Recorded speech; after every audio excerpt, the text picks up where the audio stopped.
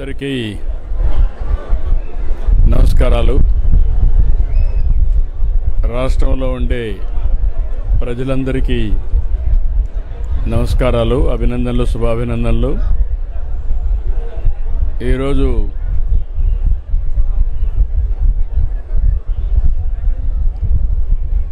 దుర్గమ్మ గారి దర్శనం చేసుకున్నాను. ఒక పవిత్రమైన రోజు, ఒక శక్తివంతమైన మాత. ఈరోజు మూలా నక్షత్రం. సరస్వతీదేవి రూపంలో భక్తులకు దర్శనమిస్తున్నారు.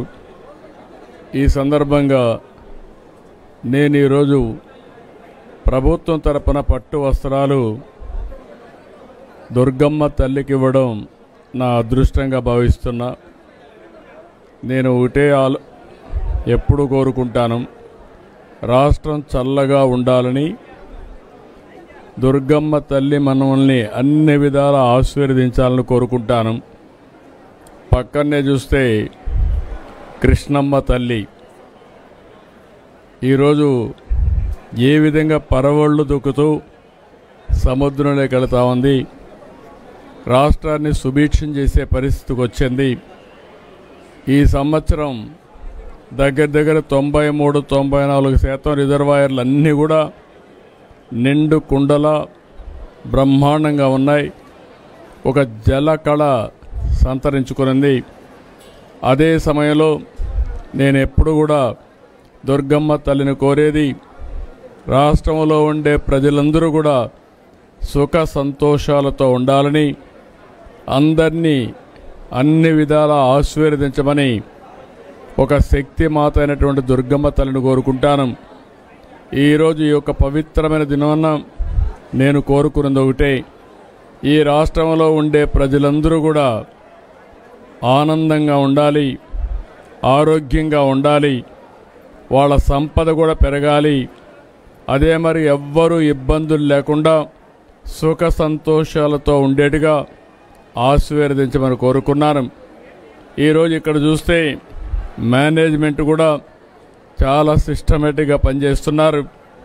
ఇప్పటికి 8 లక్షల మంది భక్తులు వచ్చి దుర్గమ్మ యొక్క ఆశీస్సులు తీసుకున్నారు.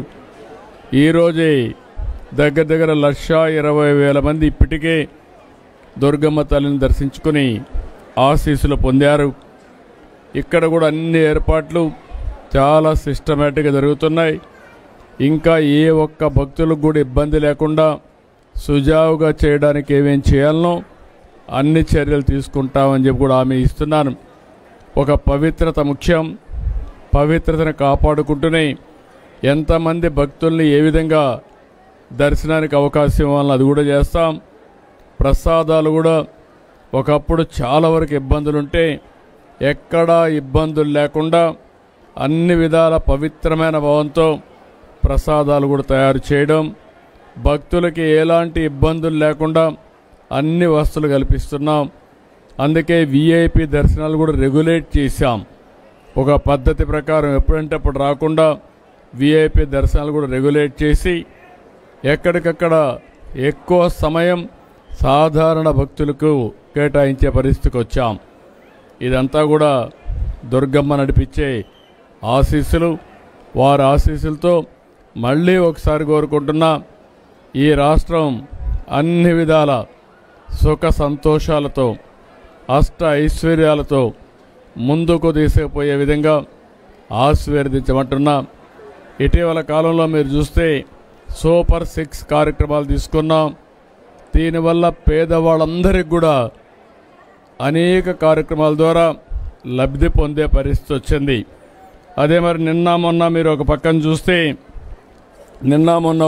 చూస్తే సూపర్ జిఎస్టీ, ప్రతి ఒక్కరికి సూపర్ సేవింగ్స్ వచ్చే అవకాశం వచ్చింది.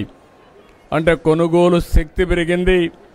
పేదవాళ్ళందరూ కూడా ఇంత మునుపు కట్టే పన్నుల నుంచి ఎక్కువ రాయితీలు వస్తున్నాయి. దీనిపైన ఆదాయం పెంచుకుని ఏది కావాలంటే కొనుక్కునే అవకాశం కూడా వచ్చింది. అటు కేంద్రం ఇటు రాష్ట్రం 2 ప్రభుత్వాలు కూడా పేద మధ్యతరగతి కుటుంబాలను ఆదుకునే ప్రభుత్వాలు. ఈ రెండు ప్రభుత్వాల్ని దుర్గమ్మ తల్లి చల్లగా ఆశీర్వదించమని, మాకు ఇంకా శక్తినిచ్చి ఈ రాష్ట్రాన్ని దేశాన్ని ముందుకు తీసుకుపోవడంలో అన్ని విధాల సహకరించమని, ఆశీస్సులిమ్మని అమ్మవారిని ప్రార్థిస్తున్నా.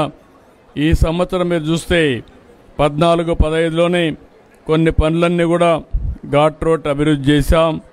అదే మరి దాతల కోసం ఒక 9 కోట్లతో డార్మెంటరీ కాంప్లెక్స్ నిర్మాణం చేశాం.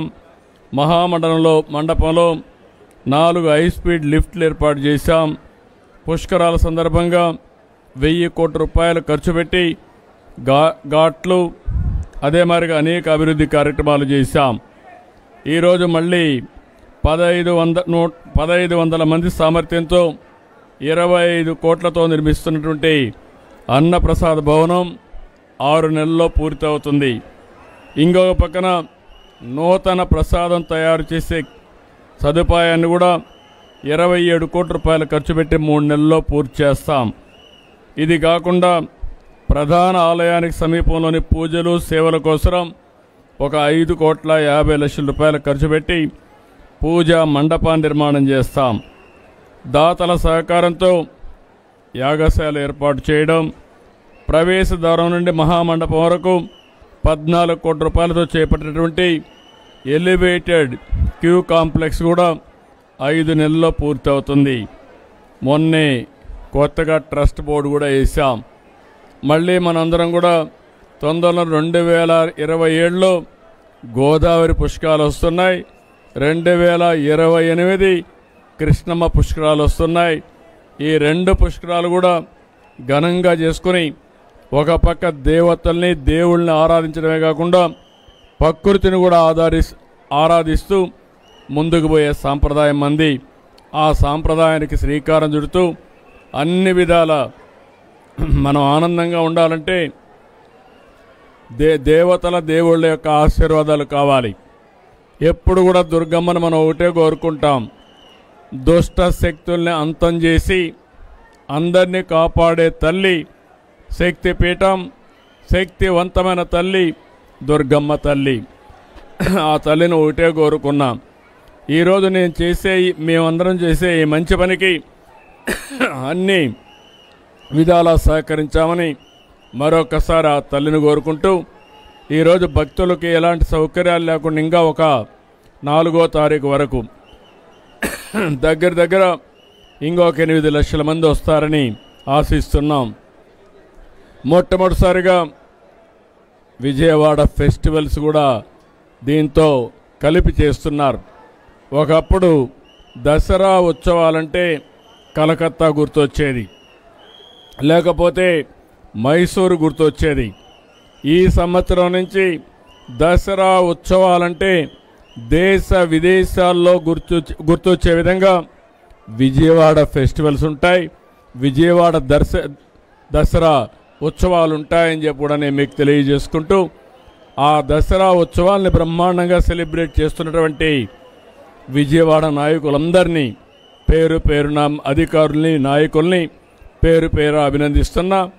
వాళ్ళందరికీ కూడా దుర్గమ్మ తల్లి సహకరించి సుజావుగా జరపడానికి అన్ని విధాలా ఆశీర్వదించవలసిందిగా కోరుకుంటూ అందరికీ నమస్కారాలు.